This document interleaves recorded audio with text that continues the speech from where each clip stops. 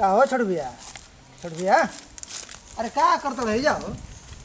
अरे भैया का कहीं हम दुख के दर्द दिल के दर्द हो भाई। दिल के दर्द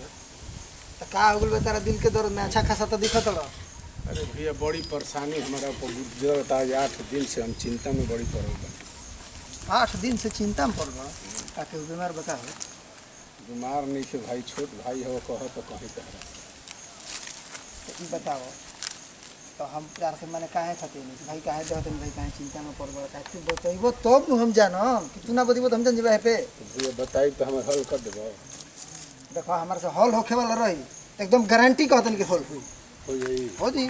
लेकिन अब जब होखही वाला ना रही तो हम का करब बताओ। तो देख भाई हो कुछ कही हम मत बुझाई लो। अच्छा ये बताओ आज तो हम तार बात के तो कहले बनी ना, चले ले बनी तो ना। तू काहे हमर पर शक कर लो। तारा पर तो पूरा हमारा हाँ तो ठीक विश्वास है। रहेला, यही के चलते तारा से कहत नहीं कही। अब मैंने इहो बात पूछही वाला कहीं अरे मतलब कहबो ना तो फिर हम जानम कैसे आते कहीं कहीं। एगो भाई हो हमार पुरान एगो लभर हिया जान लो। ओ ई लभर वाली बात बा। हाँ हाँ तो फिर का भाई बताओ। और ओकरा से समझ जा कि बातें नहीं होत। और का जाने ओकर मोबाइल भुलाइल बा कि ओकर सिम जो हुआ गइल बा, फोन लगावा तानी फोन लागते नहीं खे। कुंवारे पे गया का हो। हाँ भैया अब बताओ कौन उपाय होखे तो पता हमर तो कहीं उपाय है। एगो बात कहीं कहो। एगो हमरा दिमाग में एगो बात आइल जान ली हो। हाँ अब मान लगे तो हमें तू सलाह दियो लेकिन हमारा दिमाग में तो जौन आइल बा तो कहत नहीं बताओ तो। कह कह माने ओकरा से भेंट कोल चाहत रह नंबर लेहल चाहत रह। हाँ भैया तो मान लगे वो गांव में तो कहाँ बिया हो कौन गांव बिया है 64 दिन। चौसा देने वो चौसा बिया भइल बा। अच्छा ती बताओ हमनी के आवार जवार में तहारा के तो हमरा के सब कोई चिन्हता लेकिन चौसा में केहू तारा के चिन्हता ना वो जा कोई चिन्हे वाला नहीं। केहू चिन्हत नहीं के। एगो हम उपाय बताओ तो जान लो अगर उ उपाय ले काम हुई नहीं तो कहीं हो सकता कि भेंट मुलाकात हो। तो भाई बताओ ना वो रुपया उपाय बताओ तार मुँह मीठा भाई करा दे एकदम निश्चिंत रह। चला मीठा करेबा चाहे ना करेबा ऐसा मतलब नहीं है बड़ भाई हो। अब हमारे उपदेश जाना चाहे कुछ भी जाना हम तारा का बताते हैं। देखो साधु के रूप में हो अच्छा धोती कुर्ता लगा ली हो हाँ आ टीका उका कली हो तो माने ई मत केहू जाने नु कि तू से महात्मा ना हो। अच्छा हाँ आ एगो गेठरी होई तो पहले एगो सोटा ले लिहो हाँ आ अपन घूमे बा टीका उका कके नु तो अपने पूछी नु केहू कि तू का करेला चाहे जीवो तो अगल बगल जी तो कहे कि ना हम तने हाँ हाथ सब बात- हाँ हाँ हाँ हाथ सब साधु हाथ के रूप- देखी ना माने हाँ साधु के रूप बना लेबे हाँ के बा साधु के हमारा। रूप बना लेबे हाथ ठीक। देखी ना आ जो यह आराम से आसपास देखत रहियो ओकर घर केहू अगल बगल केहू लौकत निखे नु ई मत नु कि केहू अगल बगल खड़ रही आ घुस जाता मार लाब दे कि बस दियो सन ना ई तो ऐसा सही काम मत बात करियो। है, ना ठीक है बा। पहले अगल बगल देख लियो कि केहू बा ना नु आ समय पाके अगर मान के चलो समय पाके घुस जियो ठीक आ घुसला के बाद अपन बतिया के नंबर लेके चल जियो आ मान के अगर अगल बगल में केहू आदमी भेटा गई हाँ। तो देखा कुछ करियो मत केहू कहल कि गोड़ आतनी बाबा जा खुश रह आनंद रहे बाबू आनंद रह तो का करना बाबा हम तो महात्मा आदमी है हम हाथ होत देखी ना तो अपन ऐसे हाथ उठाइए आराम से बताइए तो केहू के ओमे बतावे के कैसे ही मत बका के कुछ मत बोल दियो कहियो कि केहू के हाथ देखे से पहले कहे कि ये बचवा तारा किस्मत में तो आवता पैसा लिखल बा ढेर आवता पैसा ऐसा बात नहीं है लेकिन टिकत नहीं के। हाँ हाँ बात सही हाँ कहत जौन है। आदमी के चरित्र में चलेला उहे बात बतावे के चाहिए। आज देखते बड़ा हमके माहौल में का चलता हाँ उहे चीज ओकरा लायक बात करिए ई मत कि ओकरा अनफिट बात कर दबनु तो बस बुझ लिया नु कि अब तारू कह के ई तो ढोंगी हो ठीक बा। तो ऐसा काम करबो तो तार काम हो सकता तो तू जा तारा के तो हम बताइए देनी अपन वही तरीका से अपन काम कर लेबा बाकी ध्यान रहे भैया कोनो दिक्कत मत है कि मत की जाके पिटा उठा दियो ना ठीक ठीक बा। है हाँ ठीक है अगल बगल के जरूर ध्यान दे कि अगल बगल केहू नहीं खेनू। ठीक बा चलो हम जरूरत पड़ी तो भेटो तारा से कल। हाँ हाँ ठीक बा हम जाते नहीं याद तनी हमारे घरे काम बा खोजे फिर मेहरारू हमारा से मर्दे संगतियावा तो बड़ी बढ़िया उपाय बतौलस। इहे उपाय एगो लौकता ये अगर चाहब तो ये रूप बना के जाए तो हमारा लवर से भेंट हो जाई हे मन चलो ये बनावल जाओ सबसे बढ़िया बा।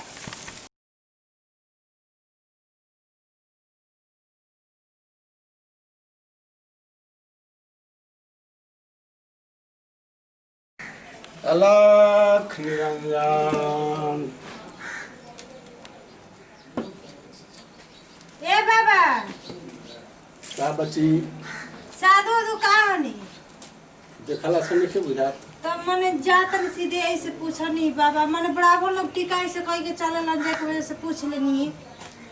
तो हमार बच्ची इतना अधिका मुँह निखे कि हम गली पूरा तक केहू से बोलत चली जवन काम बा अपन तवन करत तानी बोलत आई बैठिए जा बैठे भर तो बच्ची समय ए नहीं बाबा बड़ा अर्जेंट काम बतानी बैठती हम तो खोजत रहनी भगवान से दुआ मनाई के रोया गईनी हमार किस्मत बुझा तक फिर गेल रोरा से। ए बाबा ये बात रहलो न तनी में हाथ देखती हम मरद ना मानेला जान जाई बड़ा मारेला बड़ा दुख देवेला अनु कमाई के अइबो करला दू पैसा तो मैं पी खा जाला जुआ हुआ खेल जाला। ठीक है बाबा बैठी आई है जा बाबा बैठी दुगो लड़को भइलसन चल गनु तो वही पिया कारवा लेखा भइलसन सोचो तनी कि रौरा में बताईती किस्मत में कि का हमर किस्मत में लिखल बा तो रौरा कुछ बताईती सीध उद करे के हम करती तो उसे हमर किस्मत बदल जाई। तो ठीक है बच्चे होगा अपन दहिना हाथ दिखाओ ऐसे कि हमरो भी समय नहीं के हम बताते जानी तैसे तैसे तू कर ली हो। हां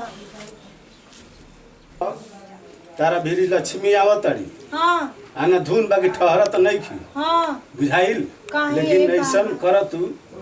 कि शनिचर के कई शनिचर के हां सवेर में जाके जल ढार हां आ तारा भीरी लक्ष्मी ठहरी हन आ तने पर ध्यान कर। सही में बाबा हां अच्छा ठीक बा हाँ, हम चलत तनी एकरा तो कुछ ले ली दान दक्षिणा बाबा ना हमारा कुछ ना ए चाहिए बाबा कहे ऐसे तुम तू तो अपन जाके अपन काम कर जौन कह देली तवन। ए भगवान ऐसन तो साधु देखो कौनो ऐसन साधु आवे लसन हूँ तो आलू चाउर दाल मैं मांगल लसन 11 को चाहे 21 रुपया बेचारा कितना निमन बा हाथों देखल सा कोई ए ऐसन साधु निमन निमन रहे लसन जो ना लेवे लता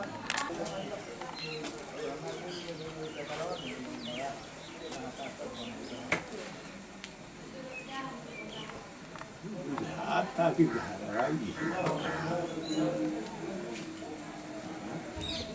ये तो घरवा बुझाता घरवा बुझाता ये है का ये बुझाते बा घरवा ये है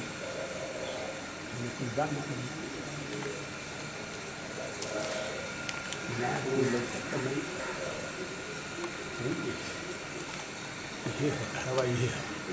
बुझा गई ये घरवा बतालू के बा कोई बा अरे के हो जी?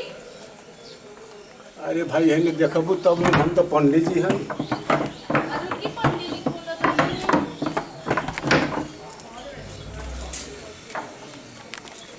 ई का जी अब हमारे शादी को रो रहे का हुलिया बना के रख ले बानी। अरे भेंट हो गई तो न थन माई और तो देख बहुत रहे नु कि हम बाद में मिलब रहे जाई जरूरी रहे और उस बाद में अरे हम फोन लगावत हई तो फोनवो नहीं खेल लागो तब कैसे कैसे हम क्या पाता जानता कि हम ना प्यार करी ना रे से हम प्यार करी ना अरे तो फोनवा ना लागत रहे तब न ऐसन दृश्य बनावे के पर भाई दादा ओ तो हमारा हाथ दुर्गति लिख दादा का कोई नहीं रहे जे मिलब जरूरी रहल जी जय आई लो बैठी तो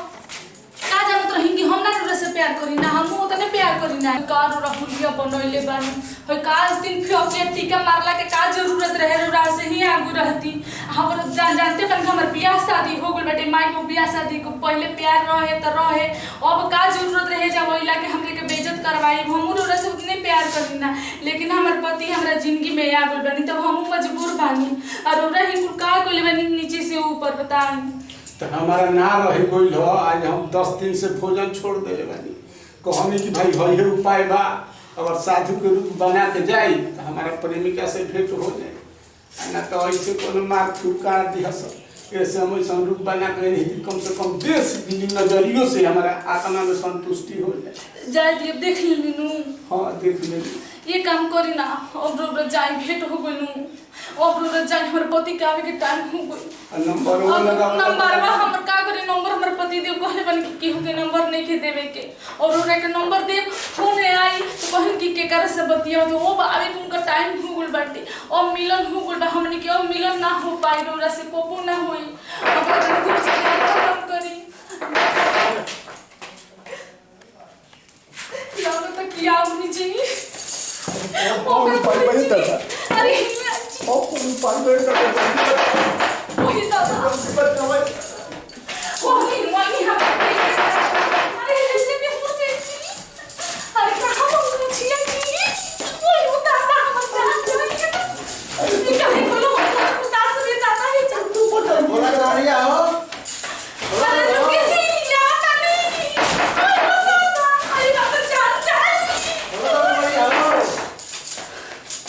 ओके पूरी हमारे बच्चा अरे मुका पूरी देखो कुछ भी दादा हमारा कोई सुन पर चल रहा था हमारा कोई सुन पर चल रहा था और कोई सुन पर भी ना तो करो बोला कौन है हो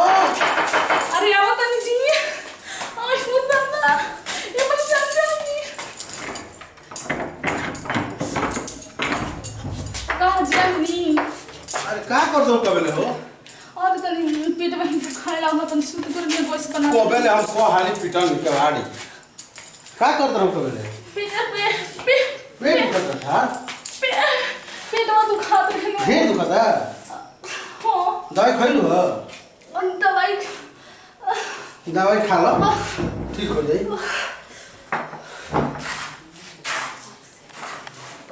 अरे हवा बिना में कुछ नहीं खे हो हां अच्छा हां हे बोल अरे हे बाबा जी ना ना छोड़ ना ये ठीक लगा छोड़ो ठीक लगता है जे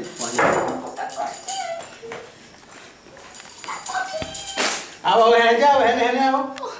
आओ दवाई तो हम झोरिया दवाई दे दे पता तो खाता ये जी पानी में लगे तो खाता पानी ना पहले दवाई लो ना हम ताके दी भाई ठीक हो जाओ ये उठी ना ना उठी अरे पहले लेवा तो ये खोजी भाई ये उठ जाएंगे ना लो दो बेग दो अरे मुझे क्या हो अरे वो के चाव से बोला है अरे मत है आदमी ये क्या की लोग तमाशा तमाशा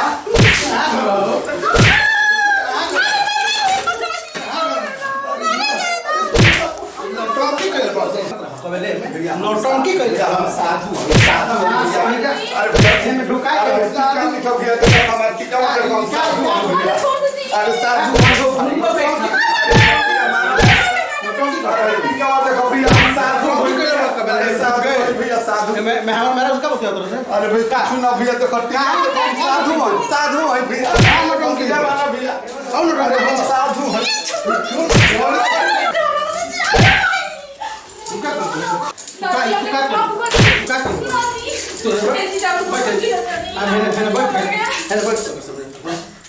अच्छा ये नौटंकी हाथ में कोई है हमरा में गलती नहीं है माने केकरा में गलती रहे माने केकरा में गलती रहे ये जी सुनी ना वो आए हम साधु बन के कुंवार कहीं के तन मुनि मिलत रह जाओ तो और तो जरूरी बा हम ना पढ़ले नहीं तोरा बात ना हम विश्वास कइले तो हां ये जी माफ कर देना आज तू हाई बोला के साधु के भेंट करत है बताओ माने दिक्कत बाकी ना हमरा आ दुख के बात बाकी ना हम नहीं सन काम करो माने हमार मेरा होई सब माने दिक्कत बा नो दिक्कत बा बहुत अब नहीं सन काम ना करम देखि जी हम ना जनी को हम न त हम ना खोले उ साधु के रूप में हम ना छिरनी त घरे बोला पहले घर ढुका देबो वो जी हम ना कुछ गलती काम नहीं कर दे गलती नहीं की कइले तो मेरा हाई कोई जानी तो का करी हां जी ठीक है कहतुन जे हमरा को माफ कर दे ये जी माफ कर दे माफ कर दे आज के बाद ऐसा काम नहीं करेगा ना करो हां ना करो कब इज्जत तो भाई के बा हां जी और कहीं नहीं जाता ना तो छोड़ दे रही माने छोड़ दे रहे अब ठीक बना बताइए हाँ, ठीक बा। ठीक चल